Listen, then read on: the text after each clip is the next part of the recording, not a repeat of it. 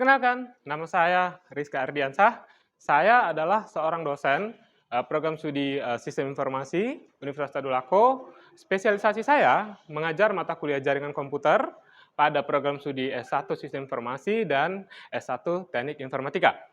Video ini merupakan pernyataan diri dosen dalam unjuk kerja bakti pelaksanaan Tridharma perguruan tinggi di bidang pengajaran. Saya akan menjelaskan metode pengajaran saya dengan menggunakan metode DIA pada salah satu mata kuliah yang saya ampuh, yaitu jaringan komputer dengan bobot 3 SKS. Metode DIA merupakan singkatan dari Delivery, Interaction, and Assessment. Delivery akan menjelaskan bagaimana perkuliahan saya akan disampaikan kepada mahasiswa. Untuk mata kuliah ini, pendekatan delivery yang digunakan adalah ceramah dan praktikum. Saya akan menjelaskan konsep pembelajarannya, lalu selanjutnya melalui video pembelajaran praktikum saya di YouTube, mahasiswa selanjutnya belajar menerapkan konsep yang sudah dipelajari pada kasus yang nyata. Selain itu, saya juga menerapkan case method pada kuliah saya dengan membedakan kasus-kasus yang relevan dengan mata kuliah jaringan komputer yang sering terjadi pada kehidupan sehari-hari. Kasus yang akan dibedah kemudian diselesaikan melalui team-based project yang merupakan metode yang dibangun di atas kegiatan pembelajaran dan tugas nyata berbasis proyek yang memberikan tantangan bagi mahasiswa yang terkait dengan kehidupan sehari-hari untuk dipecahkan secara berkelompok. Mahasiswa kemudian akan melakukan presentasi terkait hasil proyek yang dibuat. Pendekatan ini akan meningkatkan partisipasi aktif mahasiswa dalam proses pembelajaran. Interaction akan menjelaskan tentang bagaimana saya membangun interaksi bersama mahasiswa selama perkuliahan berlangsung. Saya akan membangun partisipasi aktif mahasiswa yang mengedepankan student-centered learning. Awal perkuliahan akan saya mulai dengan pernyataan pemantik untuk membangkitkan diskusi dan tanya jawab dalam kelas. Interaksi saya dengan mahasiswa tidak dibatasi pada saat perkuliahan, tetapi juga membuka ruang diskusi di luar perkuliahan melalui pemanfaatan Learning Management System universitas yang bernama FIBEL. Hal ini ditujukan untuk memfasilitasi mahasiswa dalam proses belajar mengajar secara komprehensif. Berikutnya, yang terakhir adalah assessment, yakni bagaimana penilaian dilakukan pada saat proses belajar mengajar berlangsung. Sebelum perkuliahan dimulai, mahasiswa akan diinformasikan terkait mekanisme penilaian selama perkuliahan pada kontrak perkuliahan, termasuk item penilaian pada rubrik penilaian. Penilaian yang saya berikan terdiri dari dua jenis penilaian, yakni penilaian sumatif dan penilaian formatif. Penilaian sumatif adalah penilaian yang bertujuan untuk menilai pencapaian tujuan pembelajaran dan atau capaian pembelajaran mahasiswa. Penilaian pencapaian hasil belajar mahasiswa dilakukan dengan membandingkan pencapaian hasil belajar mahasiswa dengan kriteria ketercapaian tujuan pembelajaran.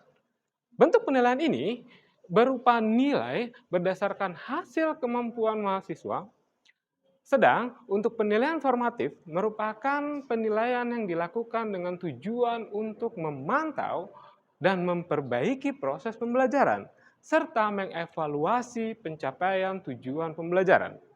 Kedua jenis penilaian ini diharapkan mampu memberikan hasil pencapaian mahasiswa selama proses pembelajaran secara terukur dan konkret. Berikut ini, saya akan membahas tentang mata kuliah yang akan saya bawakan. Mata kuliah ini adalah mata kuliah wajib yang diajarkan pada mahasiswa semester 3 di program studi S1 Teknik Informatika dan program studi S1 Sistem Informasi. Mata kuliah ini merupakan mata kuliah wajib. Mata kuliah ini membahas mengenai berbagai aspek pendukung operasional jaringan komputer dalam mentransmisikan data yang umumnya dapat dikelompokkan menjadi 3, yaitu infrastruktur, protokol, dan media transmisi. dengan orientasi keterampilan implementasi pada infrastruktur jaringan enterprise. Capaian pembelajaran dari mata kuliah ini dibagi dalam dua aspek, yaitu pemahaman tentang konsep dan aspek keterampilan dalam mengimplementasikan konsep pada permasalahan nyata yang ada di lapangan. Rincian pembelajaran mata kuliah ini adalah sebagai berikut. Yang pertama, mahasiswa mampu menjelaskan konsep, dasar, prinsip kerja berbagai infrastruktur jaringan komputer. Yang kedua, mahasiswa mampu menjelaskan konsep kerja network layer yang memungkinkan data dapat ditransmisikan dari satu network device ke network device yang lain.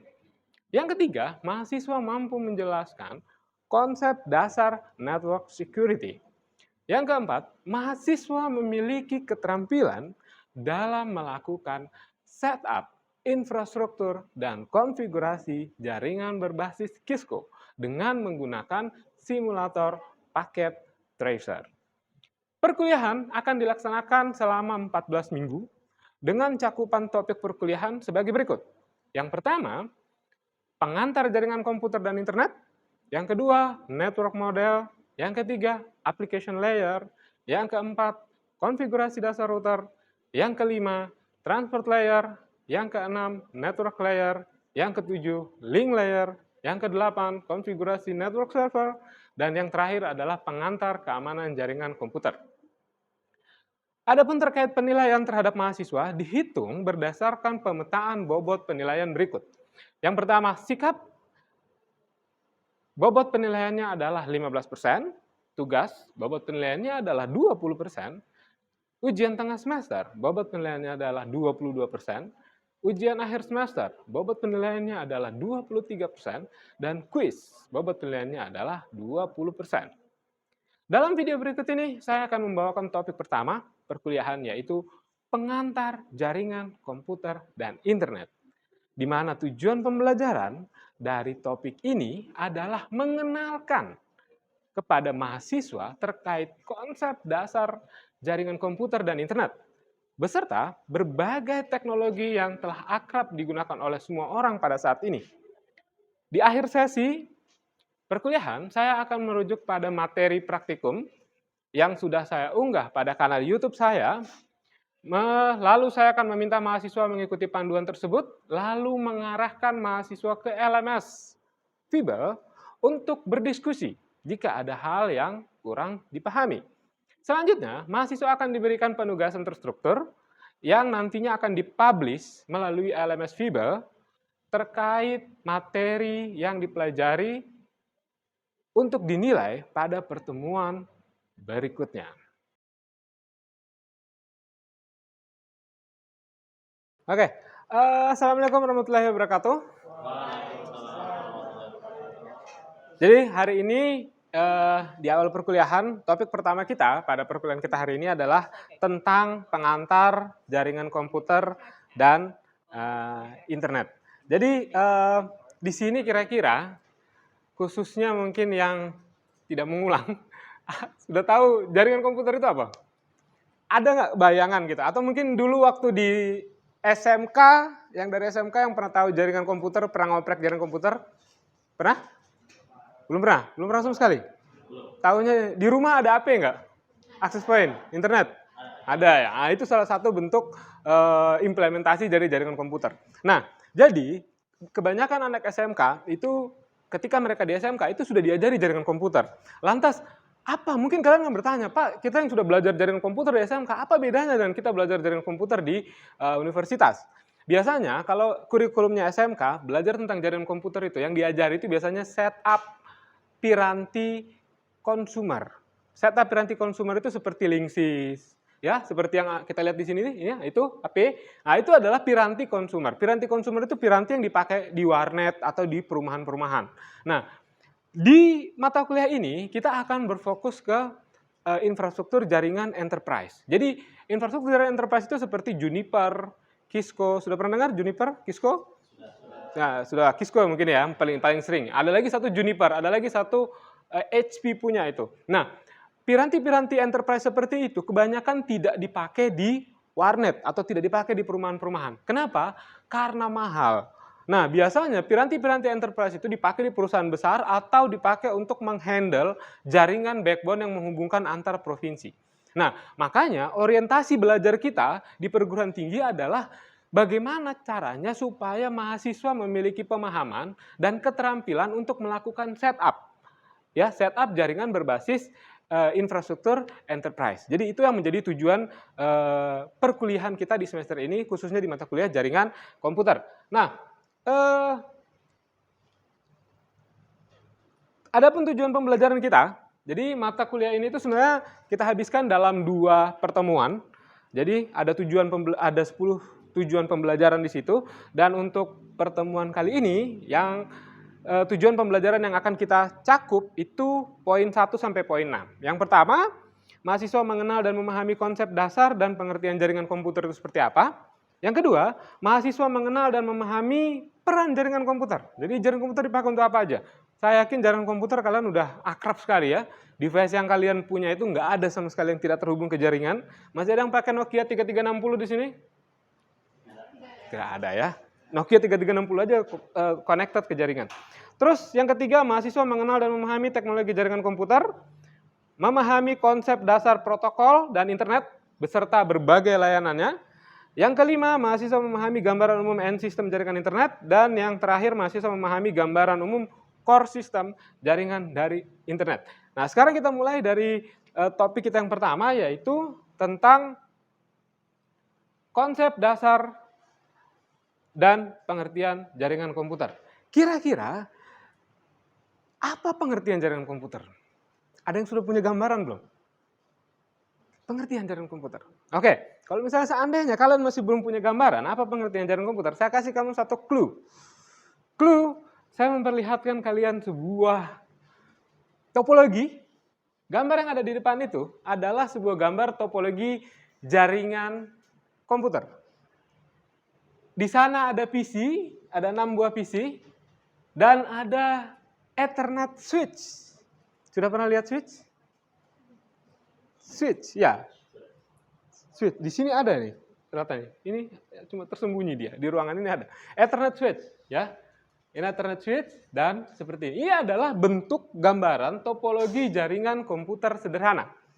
Dan mungkin kalian akan bertanya di benak kalian, Pak, topologi itu apa? Apa sih topologi? Topologi kan biasa dibilang topologi jaringan komputer. Lah topologi itu sendiri apa? Ya kan? Nah, topologi itu adalah sebuah layout.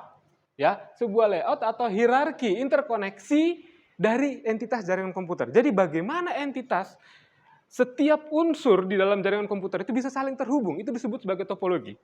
Ya, jadi nanti di beberapa pertemuan ke depan kita akan belajar yang namanya topologi mesh. Ya, kalau kalian lihat sekarang itu teknologi cloud computing itu secara infrastruktur dia itu terhubung secara mesh. Apa hebatnya mesh? Kenapa harus pakai mesh? Kenapa kita tidak pakai ring? Ya, apakah semua jaringan di dunia ini menggunakan mesh? Tentu saja tidak. Ya, jadi setiap jenis topologi berbeda itu punya kelebihan dan kekurangan dan punya tempat implementasinya sesuai dengan kebutuhannya sendiri-sendiri. Ya, nah sekarang saya kembali ke pertanyaan saya di awal. Apa definisi jaringan komputer berdasarkan gambar yang Anda lihat di sini? Oke, silakan. Jadi kalau menurut saya jaringan komputer sendiri itu adalah beberapa komputer yang saling terhubung, di mana saling terhubung ini artinya mereka saling bertukar data antara satu dengan yang lain komputer ya. Lebih lengkap definisinya. Jadi kalau definisi yang pertama tadi hanya saling terhubung, ya komputer yang saling connect. Tapi definisi yang kedua, saling terhubung dan saling bicara, saling komunikasi, saling bertukar data. Ya, jadi saya pikir jawaban kedua itu jawaban lebih komplit, ya. Dua-duanya benar. Jawaban yang kedua itu jawaban lebih komplit. Jadi menurut Andrew S. Tannenbaum, jaringan komputer adalah sekumpulan komputer yang saling terhubung untuk berbagi sumber daya. Dalam hal ini sumber dayanya adalah data. Ya, jadi seperti itu. Jadi misalnya kalau misalnya komputer dua saling connect gitu, tapi tidak saling mengirimkan apa-apa, itu tidak bisa disebut sebagai sebuah jaringan. Atau tidak bisa saling berkomunikasi, itu tidak bisa disebut sebagai sebuah jaringan. Jadi, dalam konsep jaringan komputer ada dua hal yang harus kita pegang di sini. Mereka saling terhubung, connected, terus yang kedua mereka bisa saling bertukar data. Karena akan ada situasi di mana kalian itu terhubung tapi nggak bisa bertukar data. Itu sering sekali terjadi. Nah, seperti itu ya. Jadi, dua hal yang harus kalian verifikasi ketika kalian menghadapi sebuah jaringan komputer adalah mereka terhubung tidak. Kalau mereka terhubung, mereka bisa bertukar data atau tidak. Ya, seperti itu. Jadi, itu adalah konsep jaringan komputer. Berbagi, berkomunikasi. Nah, untuk berkomunikasi, jaringan komputer itu membutuhkan dua hal. Yang pertama itu protokol komunikasi, dan yang kedua interkoneksi. Apa sih protokol komunikasi? Ada yang bisa nebak nggak? Tebak aja dulu. Apa protokol komunikasi? Protokol komunikasi. Sekarang saya tanya gini,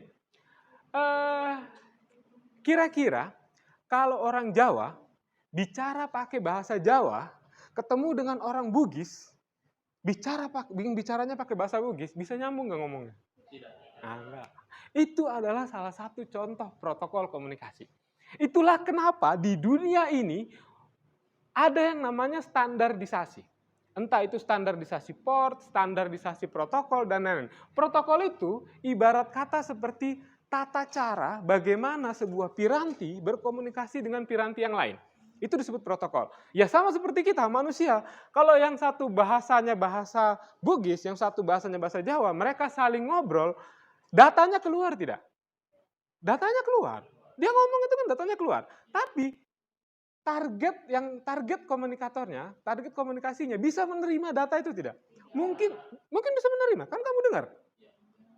Kamu dengar tapi kamu paham tidak datanya? Tidak paham. Nah, jadi penjelasan lebih lanjut terkait skema ini itu nanti akan kalian pelajari di layering. Jadi makanya di mata kuliah ini kita akan fokus ke OSI layer. OSI layer itu ada 5. Ada berapa OSI layer? 5. Dulu itu waktu tahun lalu, waktu saya bilang OSI layer ada 5, ada yang protes. Pak, OSI layer itu ada 7.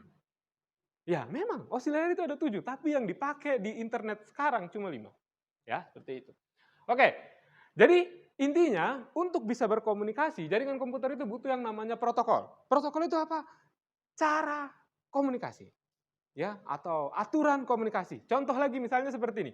Ketika saya ngobrol, saya berbicara dengan teman kalian. Saya ngobrol dan dia ngobrol, siapa yang listening? Tidak ada. Pertukaran data akan jadi tidak efektif, ya kan? Nah, makanya di protokol itu harus kita definisikan. Ketika yang satu mengirim data, yang satu harus masuk dalam mode listening. Tidak boleh dua-duanya speak atau tidak boleh dua-duanya listening. Karena pertukaran data tidak akan terjadi di situ, ya, seperti itu. Jadi semuanya itu diatur di protokol komunikasi. Nah, riset di bidang jaringan komputer itu kebanyakan mainnya di protokol komunikasi seperti 4G, 5G. Ya, kalau di 4G, 5G itu biasanya risetnya itu tentang bagaimana kita memodulasi channel supaya data itu dikirim makin banyak. Nah, selanjutnya peran jaringan komputer. Kira-kira apa peran jaringan komputer yang paling kalian rasakan di kehidupan kalian? Satu orang, satu contoh mungkin. Apa peran jaringan komputer yang paling kalian rasakan di kehidupan kalian? Pak, saya suka main game online. Tanpa ping yang bagus, saya mungkin tidak akan kompetitif, ya kan? Satu contoh. Mungkin ada yang suka nonton Netflix, streaming Korea. Nah, itu juga salah satu contoh implementasi jaringan komputer, ya. Jadi sekarang itu, coba kalian bayangkan deh, hidup tanpa jaringan komputer, itu kalian disconnected. Disconnected aja, anggaplah kuotamu habis, 1 hari. Gimana gelisahnya gitu ya. Ya, faktanya di era modern seperti sekarang ini, semua teknologi saya bilang, itu berjalan di atas jaringan komputer. Jadi, di luar sana, orang-orang yang betul-betul memahami teknik operasional jaringan komputer itu menjadi resource yang paling dicari. Kenapa? Karena sekarang kalian lihat, teknologi apapun yang ada di depan kalian sekarang ini, itu semuanya itu berjalan menggunakan jaringan komputer. Kalian bayangkan kalau misalnya jaringan komputer itu tidak ada atau bermasalah, ya kan? Maka semuanya akan jadi makin sulit. Nah, sekarang ada fenomena baru di negara kita. Oke, kita lanjut lagi ke sini. Nah, teknologi jaringan komputer. Secara umum, secara basic, teknologi jaringan komputer ini adalah teknologi yang digunakan untuk proses pertukaran data, ya. Teknologi yang digunakan untuk proses pertukaran data. Klasifikasi teknologinya itu berdasarkan dua hal. Yang pertama model transmisi dan yang kedua itu skala jaringan. Nah, ini adalah klasifikasi teknologi jaringan komputer. Jadi berdasarkan skala jaringan dan berdasarkan mode transmisi. Jadi kalau misalnya berdasarkan skala jaringan, ada yang namanya VPN. Ada yang sudah familiar dengan kata-kata VPN? Familiar. Biasanya dipakai untuk ngapain VPN itu? Membuka blokir, Pak. Internet saya biasa diblokir, jadi saya pakai VPN untuk buka blokir. Padahal sebenarnya itu VPN itu adalah sebuah cakupan. Jadi cakupan jaringan internet yang skalanya privat. Ya, jadi jaringan yang privat yang artinya jumlah entitasnya tidak terlalu banyak. Itu disebut sebagai VPN. Ya, jadi seperti itu. Terus ada yang lagi namanya PAN. PAN itu Personal Area Network. Di sini ada yang pernah main CS tapi koneksi antar laptopnya pakai ad hoc? Belum pernah? Dulu waktu saya kuliah itu kita kalau main CS nggak perlu nyari kabel Ethernet. Gampang, wifi-nya nyalain, konekkan ad hoc. Jadi dua laptop itu bisa offline langsung. Nah, itu disebut sebagai koneksi ad hoc. Nah, itu disebut sebagai PAN, Personal Area Network. Contoh lain PAN itu koneksi Bluetooth. Ya, ketika kalian connected antara satu device ke device yang lain, by Bluetooth itu PAN, Personal Area Network. Jadi, area network-nya itu sifatnya personal, ruang lingkupnya hanya kalian yang tahu. Itu disebut sebagai Personal Area Network. Ada lagi WAN. WAN itu masuk Wide Area Network. Biasanya ini jaringan internet di satu kota atau satu wilayah. Itu disebut sebagai WAN. Metropolitan dan yang terakhir ada LAN. LAN ini biasanya satu jaringan di sebuah institusi. Nah, kira-kira seperti apa gambaran jaringan internet yang Anda bayangkan? Kita kan sudah ngomongin internet nih. Di mana-mana orang ngomong, wah, udah kuotamu ada nggak? Nggak bisa connect internet ya. Apa sebenarnya internet itu? Kira-kira apa semua yang ada di dalam internet itu? Kenapa internet itu selalu digambarkan dalam bentuk awan? Ada yang punya gambaran? Kausar, punya gambaran? Infrastruktur. Infrastruktur. Infrastruktur. Kenapa infrastruktur? Karena internet kan butuh komputer lain atau sentral komputer. Sentral komputer. Berarti di bayanganmu internet itu ada satu server besar dan itu bagian dari internet? Itu salah satu bagiannya. Bagian dari internet. Oke, jadi kalau menurut teman kalian, internet itu isinya infrastruktur, di mana di situ ada mungkin network ya, network device-nya ada, terus ada server-server besar, yang mungkin di bayangan itu seperti kalian ngakses Google, ngakses Facebook itu di mana. Nah, mereka menempatkan server-server itu di internet. Ya, mungkin seperti itu. Ada yang punya pendapat lain?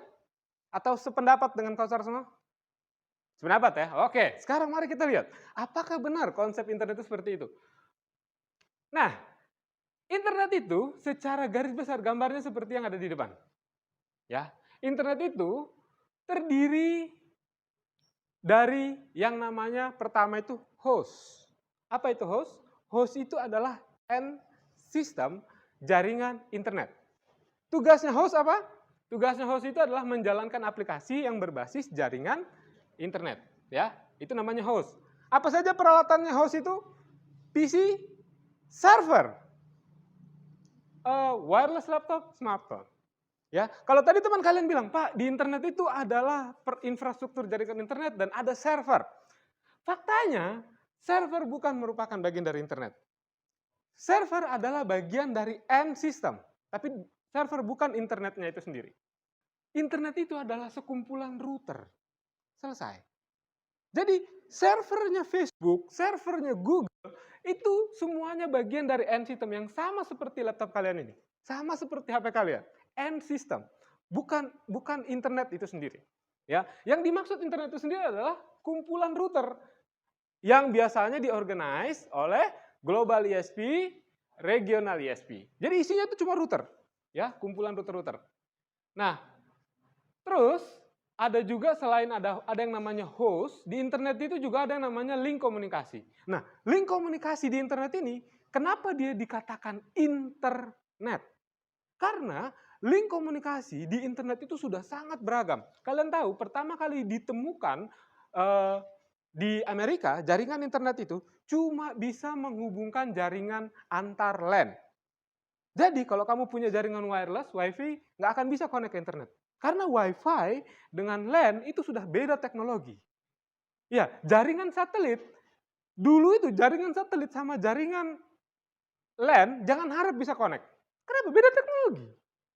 Nah, makanya kenapa dikatakan internet? Karena di dalam internet itu kita ketemu dengan beragam teknologi komunikasi yang berbeda-beda. Komunikasi satelit ada, komunikasi WiFi ada, komunikasi GSM ada. GSM sama WiFi itu beda. Walaupun sama-sama wireless. Walaupun sama-sama wireless. Apa bedanya, Pak? Protokol komunikasinya beda. Jadi jangan harap kalian bisa konekkan GSM dengan WiFi. Karena mata kuliah ini itu pada dasarnya berorientasi pada keterampilan, di mana tujuan dari mata kuliah ini itu adalah selain mahasiswa memahami konsep, mahasiswa juga harus memiliki keterampilan. Nah, makanya itu sisa waktu pembelajaran berikutnya kita akan fokus ke praktikum. Nah, kasusnya itu adalah seperti ini. Misalnya, kalian ada di Palu, terus kalian menangani backbone dari Manado sampai Makassar. Kalian sekarang ada di Palu. Nah, terus tiba-tiba jaringan backbone antara Palu Makassar itu putus. Putusnya di arah Makassar. Apa yang kira-kira yang harus kamu lakukan? Datangi, Pak. Kan putus. Ya nggak kayak gitu kan. Ya itu. Nah, jadi yang harus kalian lakukan apa? Remote. Nah, caranya untuk bisa melakukan, lah kan jaringannya putus, Pak. Bagaimana caranya mau kita bisa config routernya? Nah, makanya di praktikum ini kalian nanti akan belajar caranya mengkonfigurasi remote server tapi bukan di server tapi di router. Nah, bagaimana prosesnya, Pak, melakukan ini semua? Nah, nanti kalian akan pelajari di video praktikum yang tadi sudah saya share. Nah, selanjutnya kalau misalnya seandainya kalian ada masalah terkait proses pembelajaran, saya juga sudah menyiapkan LMS. Jadi kita biasanya bisa pakai Fibel, cuma Fibel itu mati-mati kadang-kadang, ya suka menyebalkan, ya seperti kemarin dia mati nggak bisa dipakai 1 minggu itu kan bermasalah. Makanya saya punya backupnya itu di Canvas. Nah di sini nanti kalian bisa, di sini kita punya forum diskusi, ya jadi ketika misalnya kalian nanti ada pertanyaan, kalian bisa diskusikan di sini, ya. Ini kita punya kolom. Sekarang kita di pertemuan pertama itu ada modul 1 QA. Nanti kalian bisa diskusikan di situ. Ya, jadi kurang lebih seperti itu. Jadi nanti minggu depan masing-masing kelompok akan mendemonstrasikan proyek yang sudah dibuat. Demikian video pernyataan diri dosen atas unjuk kerja Tridharma perguruan tinggi saya di bidang pengajaran. Atas perhatiannya saya mengucapkan terima kasih.